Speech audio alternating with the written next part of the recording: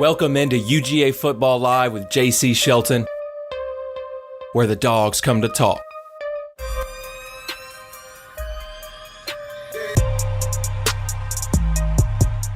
All right, welcome in, guys. UGA Football Live with JC Shelton. Week 8, and it's a bye. Week 8, and it's a bye. Joined, as always, this season by former Georgia tight end Arthur Lynch. If you tune into he and I and Bakari Rambo interview, he is also a barber. So former Georgia Bulldog, team captain, barber, NFL extraordinaire, Artie Lynch. I am a barber. It's one of my few talents, but it is a talent. And anyone that says otherwise is just lying to you. There are many men that you or former Georgia players that you guys were cheering for when you saw their close-ups, their helmets were off, and they had that fresh lineup. There was a chance I gave it to them. That's all. That's all you need to know. That's all I'm saying. I love it. That's the nuggets you hear here at UGA Football Live. We're going to get into it here. There's a lot to talk about, even though it's on a bye. That's how college football moves, especially for the number one team in the land. So 37-20 at Vanderbilt. If you tuned in last week, Artie and I did not get that score even close.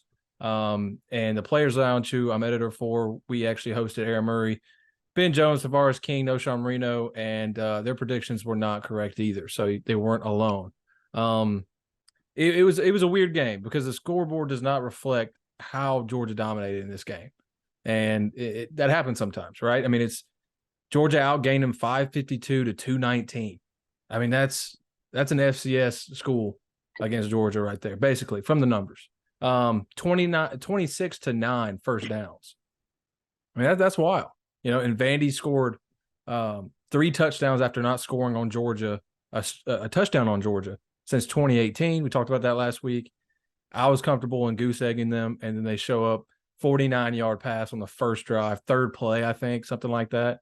Some miscues, right? Miscues. You had Carson Beck, not his best day, fumble. Could have been 2 fumbles if TJ Van Pran didn't take a little offensive line fumble Ruski from the center position and get a first down. That was incredible. But, you know, Carson Beck interception there at the end, which set up another Vandy score. Great hit, though. Put his body on the line. I'm not going to lie. I was a little scared for his spine when he did that.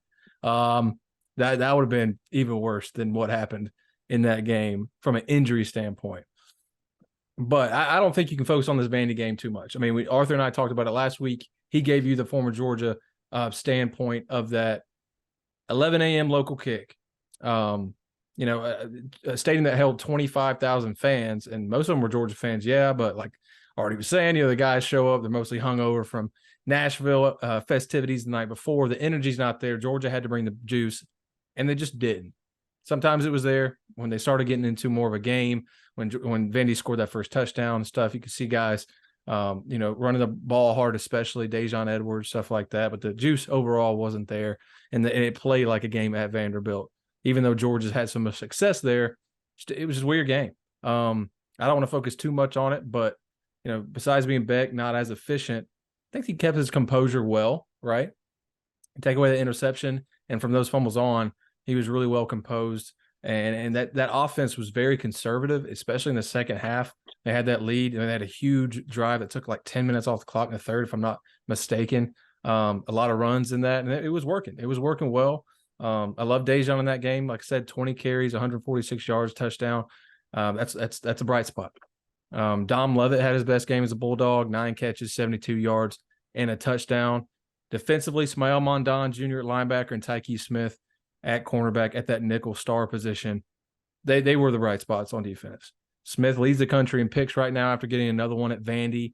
I thought we'd see more sacks in this game against this Vandy offensive line and an attack that had to pass to win this game, and we did. Mondon had the only sack, but not a big stat for Georgia. If you followed the program long enough, been a fan, look at the numbers. Georgia's not a sack team. More about pressures, setting the edge, and forcing bad passes that way and relying on coverage. Injuries. Man, that turf field, baby. That turf field. I don't know if they imported their field from Neyland Stadium down the road there, but that was horrific. And it reminded me so much of that Tennessee game, right? And what are you going to do about it, right? I mean, Krista Miller Which went one? down. Oh, yeah, true. All of them, I guess. Krista Miller went down defensive line, came back in though. Kendall Milton, MCL. He heard it. Kirby Smart said he took a helmet to the knee, re-injured that. He is back at practice, taking not as many reps, but that's a good sign, especially with the bye, right? Xavier Truss, ankle. He's expected to be back at practice next week per Kirby Smart yesterday. So that's the most updated I could get you. And then saved it for last because we need to talk about this, Artie, and it's Brock Bowers. And first off, from a guy I know he is, I hate it for him. You could see it once he punched the turf in frustration. That's what got me. That's when I knew it was something serious. Good thing is it's not a knee. Good thing is it's on a bye week. But Artie, what was your reactions when you first saw that? Him go down, trainers come over, him eventually getting led to the locker room there before the half. Yeah, well, when when I was watching it, and then when I was talking to folks about it, because they were like, "What do you think about Brock?" And I saw that he initially got up and put weight on it, and then went back down, like tried walking it off. And so I initially thought it was a high ankle sprain. I've had a high ankle sprain. I had it in 2010 summer during Mark D's like rolled up my ankle, and it's pretty like not gruesome, but like you can when you roll your ankle and it's a high ankle sprain, like it looks when it happens in real time, like you kind of like dislocated almost. You don't, right? But it just bends really bad, swells up a lot, and then with the swelling comes that kind of like internal bleeding, if you will, that bruising.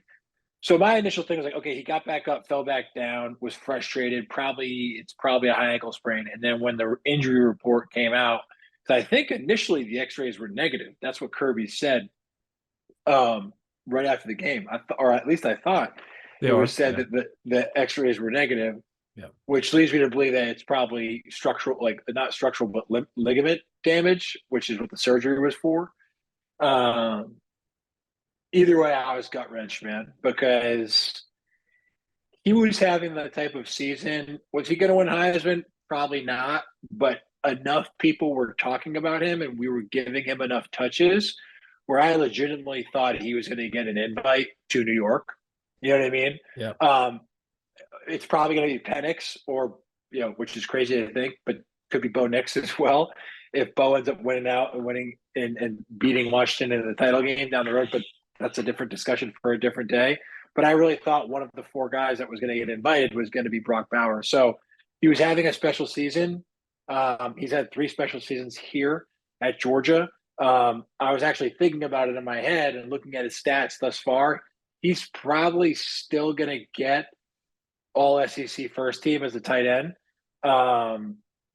He probably will still get some All-American honors just based off his stats so far through 6.5 games, which is a testament to who he is as a player. And really just like the type of season that he was having. What does that mean for Georgia? I tweeted something that you retweeted, and I meant what I said, right? Georgia has always had an uncanny ability to recruit talent at the tight end position, dating all the way back to Ben Watson, Martrez Milner, Leonard Pope, into the kind of era where I was at with myself, Orson Charles, Jay Rome was a 5-star guy. And then obviously in the past 3 or 4 years, 5 years, Isaac not a 5-star. Charlie Warner, not a 5-star, but is still playing in the league. And then obviously the two guys that we just had that are absolute studs, right? And Darnell and Bowers is who I'm talking about, obviously. But it really comes down to our ability to recruit guys, elite level talent, and then develop that elite level talent into elite football players at the college level. And I can't think of a better tight end coach as a recruiter than Todd Hartley, right? The guys that he has brought in the past 5 years into this program are elite, right? And the guys we have committed and the guys that are in that room right now, they're not just, chumps, right? Obviously, we know about Delp. Delp has already been coming along, and probably on any other team and across the country would be playing a premier role, right? A starting tight end role, getting more looks. But when you are playing behind a Heisman contender, and that's what Brock Bowers was and is, it's going to be pretty difficult to get the touches that you should be getting. So we're not going to be able to replace Brock Bowers. What I think we will be able to do is Coach Bobo is very good at his playmakers and running balanced offense. Some guys will have to step up, guys on the outside. Some slot guys, Ladd McConkey, I think is going to have to play a big role moving forward. And the running backs, as we spoke about earlier in the season, and I do think that they answered the kind of call from Noshawn, they're going to have to step up as well. But I really do think, as crappy as this situation is for Brock Bowers, there's so much talent and depth in the tight end room. Maybe a little bit green, right? Like that, we could be honest about that, but not for lack of talent. And I think Delp is going to step up here in the coming weeks. And I would imagine there's going to be a point of emphasis by the coaches. They're going to challenge this tight end group. I bet you Brock Bowers is going to challenge his fellow tight ends and be like, guys, like, I'm going to try my best to come back for the SEC championship game or the playoff. But while the guys behind him who have been recruited by Todd Hartley, who are all 4 or 5-star guys, to be able to fill the role or fill the hole that's left behind by Brock. But I do think there's going to be a lot of individual conversations with different guys in the offense by coaches to challenge them, because Brock has been the heart and soul of this team, and he still is, no doubt about it. Just because he's hurt doesn't mean he's dead, right? He will still be there with the team. But I do think this is also an opportunity for Carson Beck, right? I think it's an opportunity for Carson Beck to become the leader that he probably has already been becoming in that locker room. And he is probably going to put his arm around the young tight ends and probably going to have a team meeting or two over the course of the next 2 weeks as they prepare for Florida. And they're not going to be able to replace Brock Bowers, but I think this is also an opportunity for continued growth and for other players to start reaching their maximum potential because they know they have to. Yeah. I've had some time to think this through, and I want to break it down in a couple of ways. Let's talk leadership first, because one of the benefits, or at least positive things you can pull from this, from an offensive standpoint, that is going to have to score points to win this season if they want to make another title run. Your biggest leaders on this team, other than a couple on the defensive side of the ball, are on offense. Cedric Van Pran at center, Ladd McConkey, Marcus Rosemy-Jack St., Kendall Milton. 2 of those guys are receivers, right? Which is, I think, very good. It's something you can fall back on. Hey, we know we're losing Brock. Brock's not that vocal guy. He is a by example guy. So is Marcus Rosemy-Jack St., Ladd McConkey, who are the ones that are going to have to step up as well.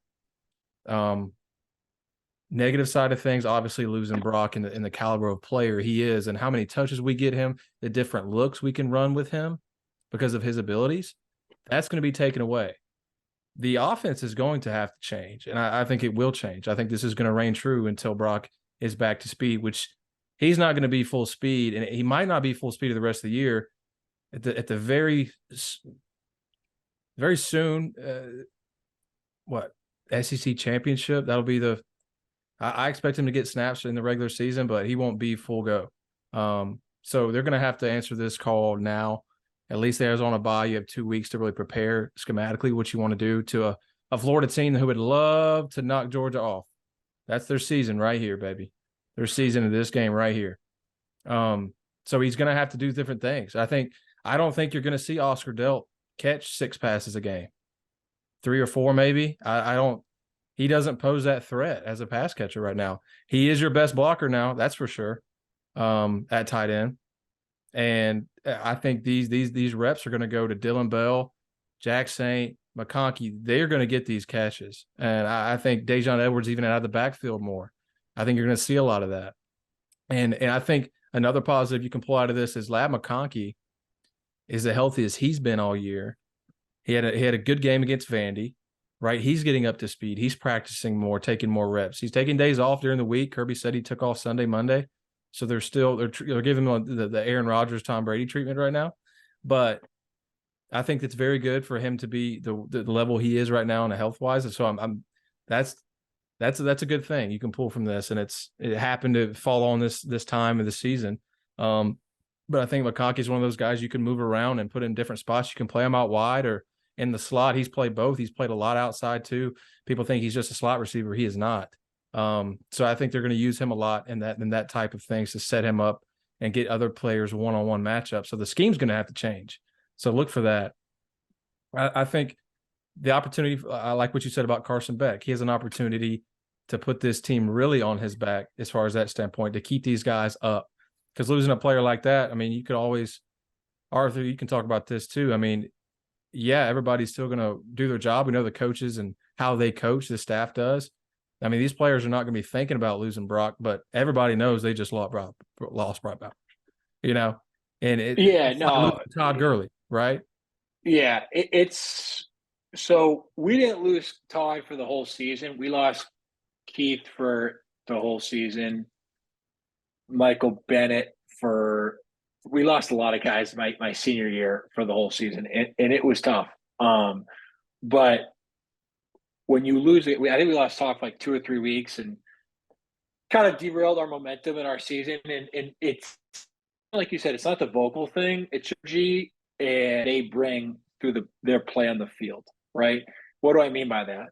I mean that each big play that they make, it brings an emotional charge to the entire team, right?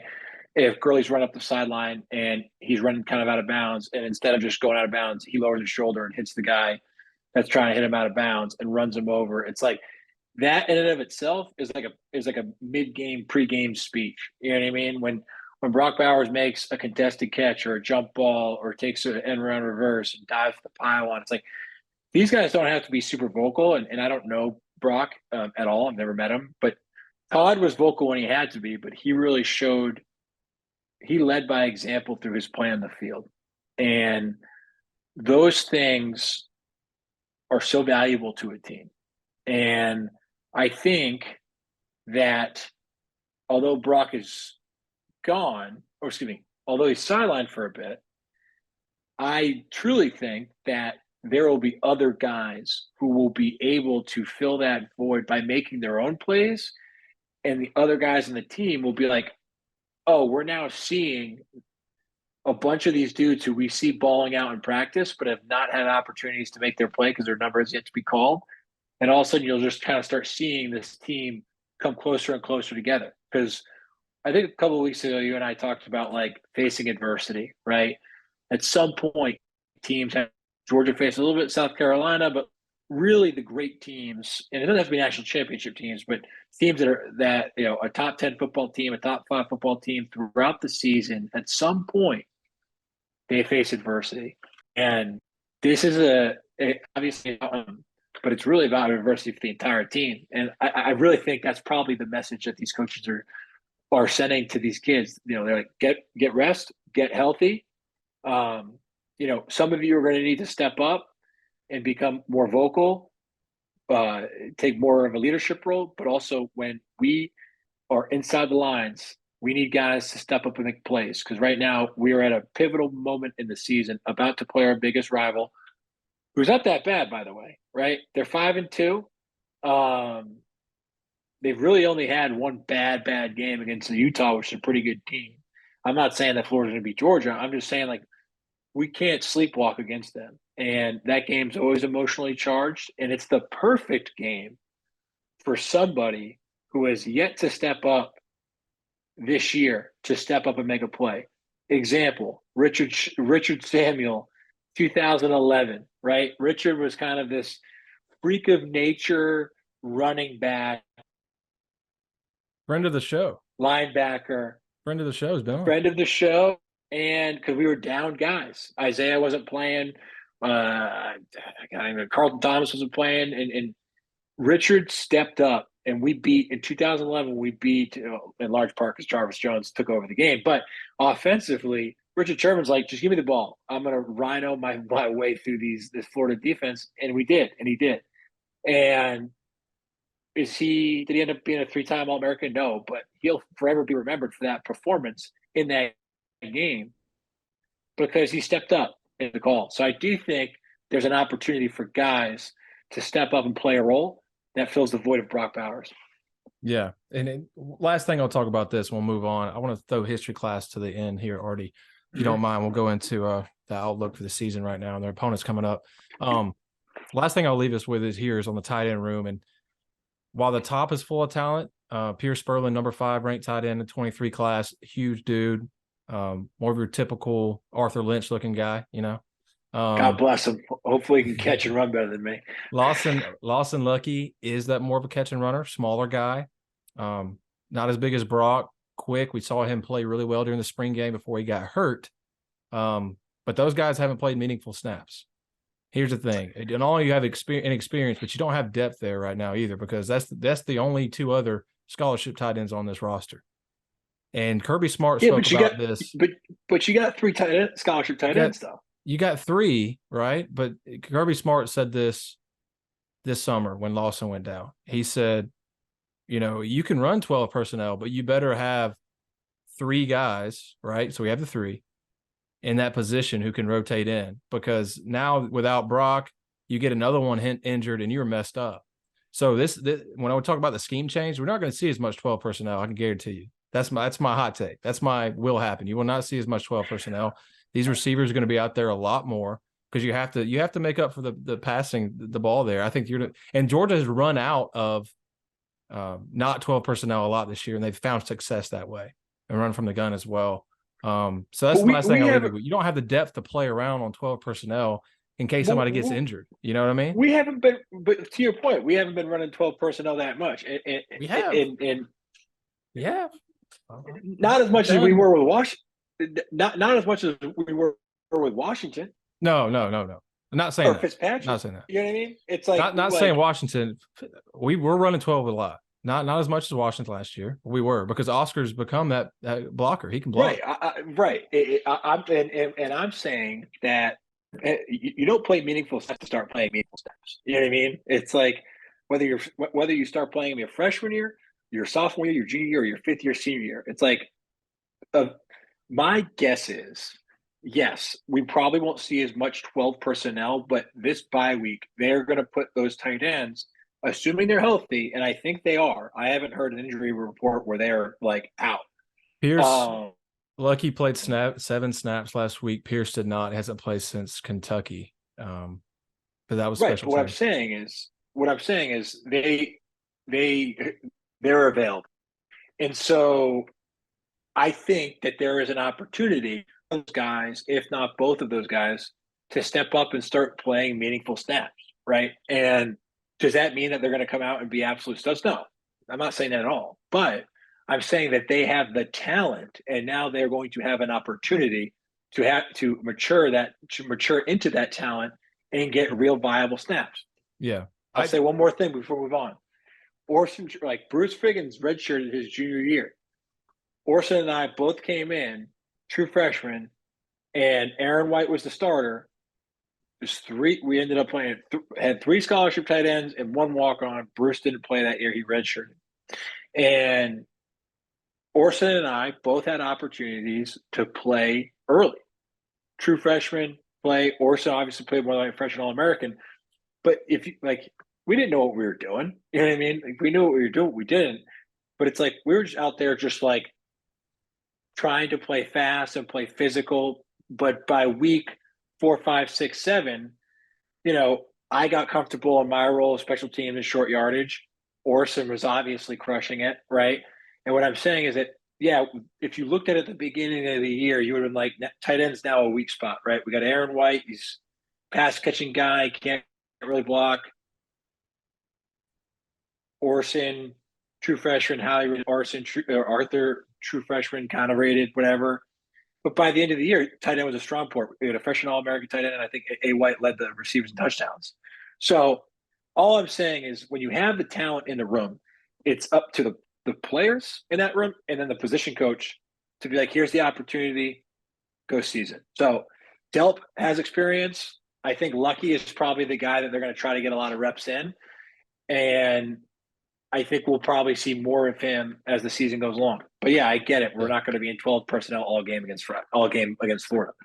No, I mean, I expect these guys to get better, right? And the thing that really stands out in my mind and why I think that as well, that we won't go in 12 personnel, because I don't think the coaches think we have an advantage there to do that right now with those guys. Yeah, I get that. Because I get it. Because Lawson and Pierce did not play for 3 games this season, the first 3 games. Kirby was asked about that, and he said, basically, it's a grown man's game, and they're not ready yet. And that was this season. So that's what I'm thinking about, because if they were ready, they would have played. So they're not. So what can they do with it? They have the talent, and I want them to succeed. But I'm getting myself, and I want to get people ready not to expect greatness and Brock Bowers Juniors out there on Saturday. I'm not saying they're going to be great, man. I'm saying that, like, and look, Kirby, if we know Kirby, and you know him better than I do. I don't know Kirby, but I've followed his now time at Georgia pretty close. He has a habit of calling out people that he wants to raise their level of play. Oh, you know what I mean? Like, that's so. I don't think he's saying, like, if he thought they were just like, throwaway talent, he wouldn't even address it.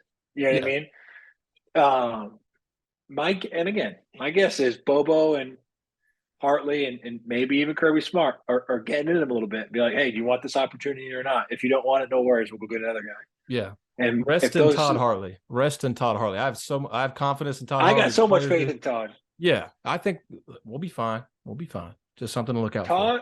Todd Hartley was my graduate assistant coach when I was the scout team tight end in 2010. He's come a long way. Now he's the highest paid tight end coach in the country. Yes, sir. He gets them. Yeah. Man, he gets some recruits, man. Gets them. It's going to be interesting to watch. We're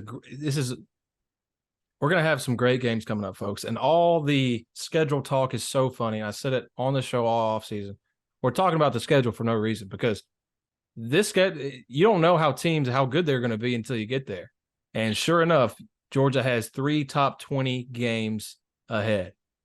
Let's get into this right now. A little season outlook. Let's talk about these opponents coming up, and I'll break it down here. So after Florida, October 28th, Georgia is at home November 4th against number 20 Missouri. Missouri has a tough test this week at home against a Carolina team that needs a win. Shane Beamer breaking his leg. He needs a win. He needs a win to heal that leg. He's blaming. I love Shane Beamer, but he is looking like a little child in these press conferences. I'm not gonna lie. He's blaming everybody but himself. Dude, do the coach speak. Take the blame. Anyway, then after Missouri and Carolina this weekend, they play UGA off a bye, November 4th, right? Then they return home versus Tennessee, Florida, and Arkansas on the road. Tough schedule for Missouri too. I'm not gonna lie.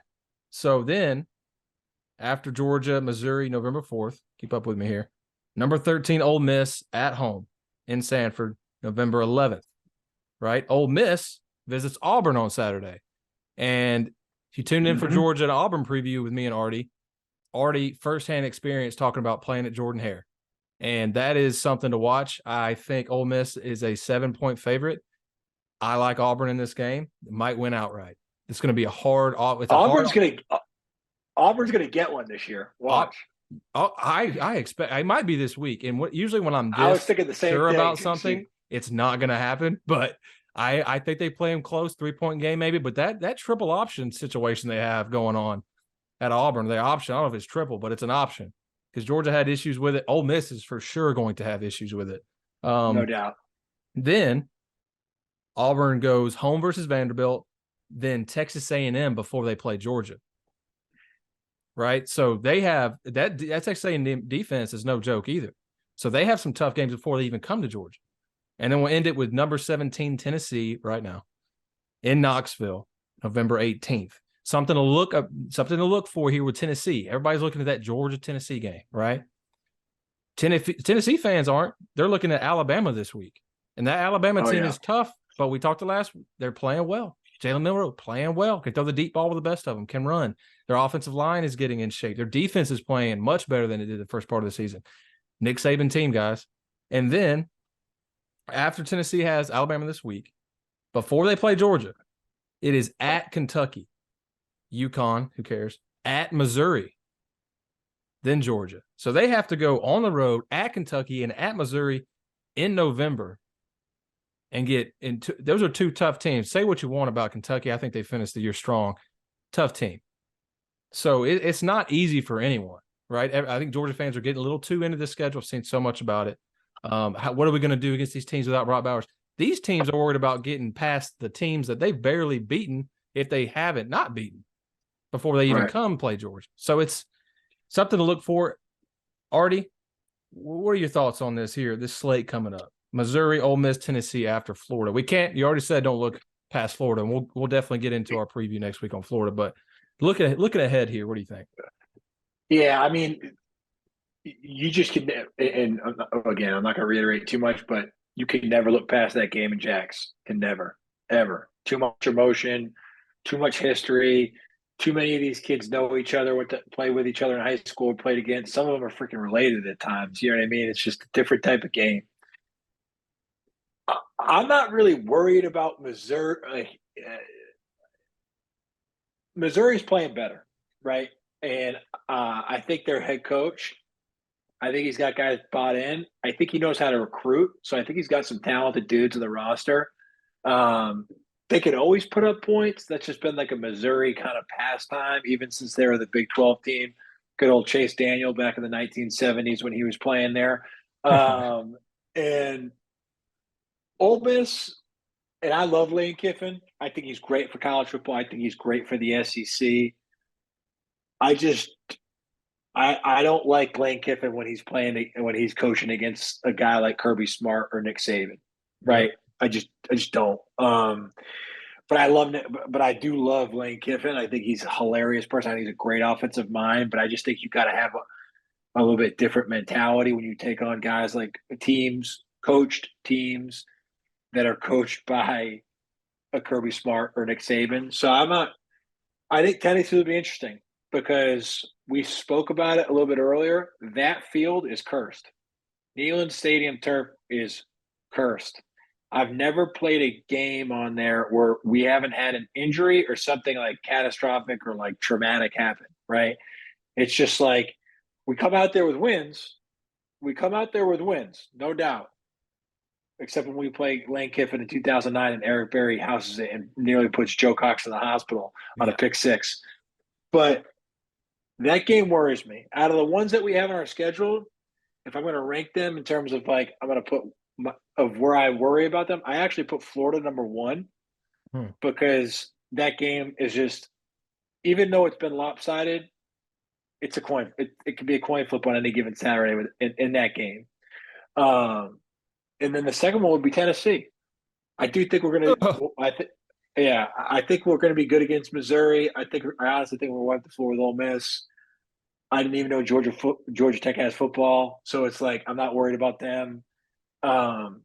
But that Tennessee, if it was home against Tennessee, I think we put a 40 burger on them and we'd call it a day.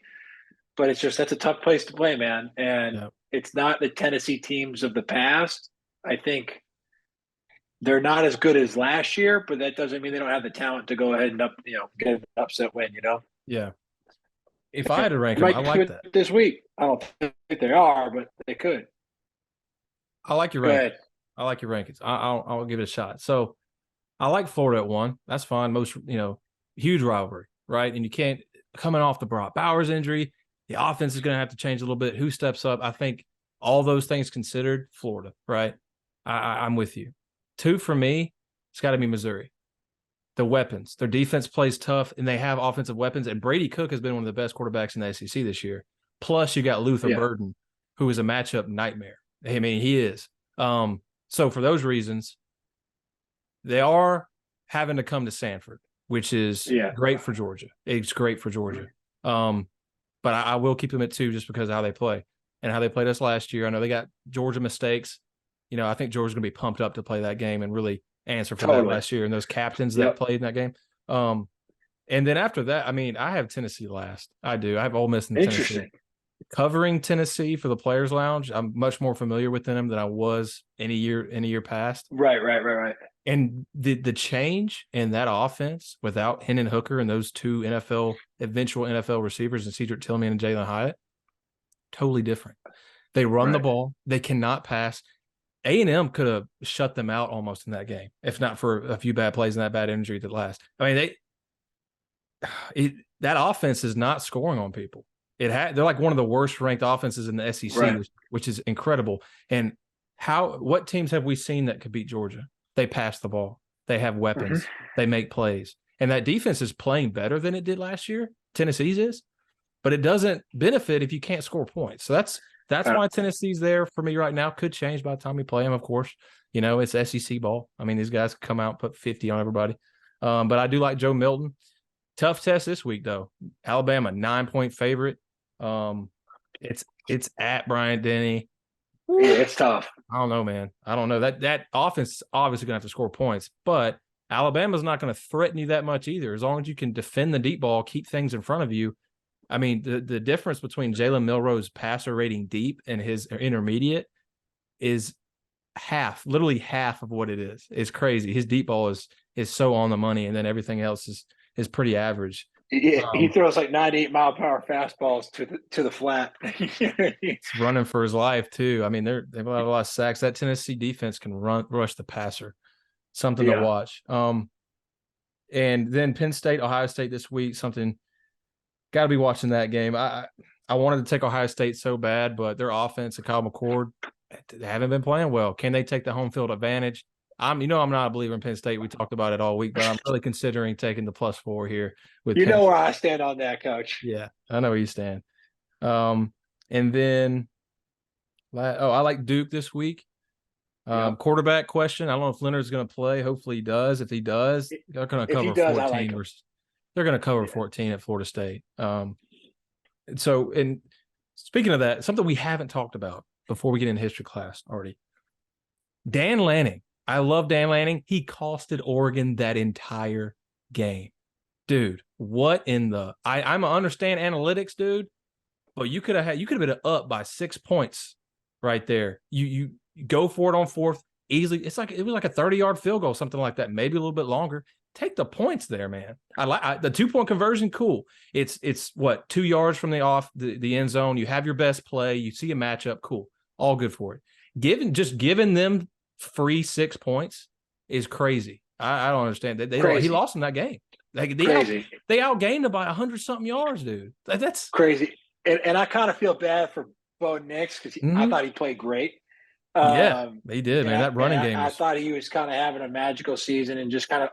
I just love like players' personal story arcs. Like he stayed home at Auburn to be like the hometown kid, and like honestly, his career couldn't have gone worse there. It was like brutal to watch, and like I can't even imagine emotionally like him and his dad having like look at message boards and local radio. Anyway, I was pulling for him. You know what I mean? The Washington story is great, but to your point,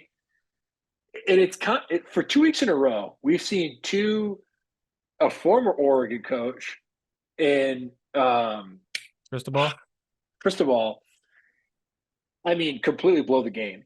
And then the Dan Lanning situation, which was like, I think he went for it like 3 or 4 times and didn't get it twice. But it's just like, and I'm not trying to plug another podcast, but every week I listen to The Audible. It's with Bruce Feldman. It's a college football podcast, and they do a good job of covering everything, not just like the SEC. So for the games I don't watch, like I kind of get a rundown, and they were talking about this specific topic, right? They talked about it last week with the Cristobal, and then they talked about it this week. And it's just like when you're at these, like, I don't want to use the word blue bloods because I got reamed on Twitter for calling a bunch of schools blue bloods that aren't. And apparently there's some data around championships and who won championships in the 1900s. They're blue. Anyway, so like at these big time programs that have unlimited budgets, like they have dudes, or they should have people like on the sideline, like telling the coach, like, hey, I know analytics say this, but like we should not do this because clock management. Like they should have. And then Bruce Feldman was saying like they do have specific guys. It's like in-game manager or something. And Dan Lanning kind of has a history of this. He did it last year too. I think it was against Washington again. He like went for two or went for two and then went for fourth on plays where he didn't have to, and then ultimately lost the game. Mario Cristobal did this against Utah, like or Stanford, like years ago. And And then you just think Miami, about, Miami yeah, and the Georgia Tech not kneeing, lost in well, the yeah, game. but he did it. He did it as the head coach of Oregon too, Yeah, and they were talking about like, is it an ego thing? Like, do these coaches? And I don't know if it's an ego thing. I think it's just like, aggression. yeah, like, but they're allowing the instincts that got them to where they are, or like that, like competitive spirit to be so powerful that it blinds them in the heat of battle. Because like I was pulling for Oregon personally, and I was just like, because I like Dan Lanning, and B, I just think it's a cool story Bo next to discuss. But part of my French, holy shit, dude! I was like, Coach, what are we doing? It was bad. That was rough, especially if you had Oregon money line. It's just rough. Um, no better time to end it with history class from the great Artie Lynch. Guys, if you tune into our live show, which we haven't done because of life last week and a bye week this week, we'll be on it next week. But we do history class, so I want to bring it to this show as well with Artie Lynch. We love college football, the pageantry, the history that this game brings to us. It's a big part of my life, and Artie as well here. So we want to share some stories, maybe this day and time, however many years ago, this weekend time, those things. I'll throw it over to you, Artie. What we got for this week? Yeah, guys. So obviously, we just talked about a couple big games that happened this past weekend. One that we didn't highlight was University of Southern California and Notre Dame. Um, wasn't as good of a game as I thought, but those two teams, if you look at like the history of college football, the amount of All-Americans they have, the national championships both teams have, and so on and so forth. And you talk about the pageantry and that rivalry. And I was watching the game a little bit, and I kind of turned it off because Caleb Williams was doing amazingly bad things, not amazingly good things. But it was what was it, 15 or 2020? It was 18 years ago, I think, right? Yeah, 2000. It was 18 years ago now that it was the Bush push. This week, 18 years ago, is when USC Trojans, Notre Dame Fighting Irish, top 10 matchup in Notre Dame, or at Notre Dame in South Bend. And I don't know if anyone remembers like this game as much as I do. I had a Reggie Bush #5 college jersey, ordered it, stitched, ordered it from East Bay. I thought I was the man. I still have the jersey. It's hanging up next to my Georgia jerseys. That's how much this thing meant to me. But this game, the whole way leading up to it, was Charlie Weiss, Pete Carroll, Brady Quinn, Jeff Samardzija, Reggie Bush, Lendell White, Matt Leinart. Reggie Bush was having his like Heisman type season, and they actually let the grass grow for 2 extra weeks in Notre Dame Stadium to try to slow him down. And if anyone loved college football that follows it beyond the SEC, this was like a major kind of highlight of the season, right? And it went down to the wire. Notre Dame was leading the entire game. Brady Quinn was actually having the game of his lifetime. And if anyone remembers, last drive, they actually incompleted a pass, Southern Cal, and Notre Dame thought they won. Penalty came back. They ended up hitting the sideline, left side of the field.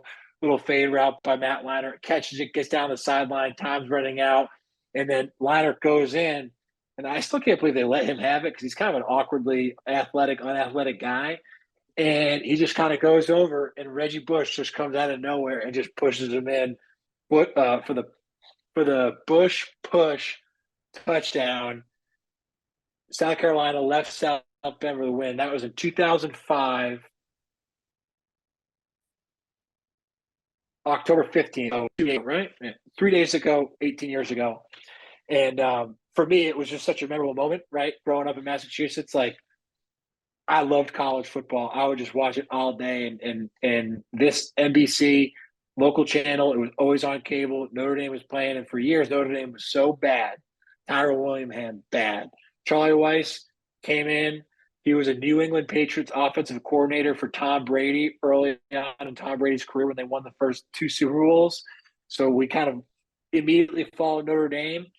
And Notre Dame had so many awesome players. I think John Carlson, tight end, Fasano, tight end, Ryan Grant, running back, Justin Tuck, nose tackle. But it was just such a cool game, and I remember vividly. And I was watching this game this past week, and they said 18 years ago this week was the Bush push.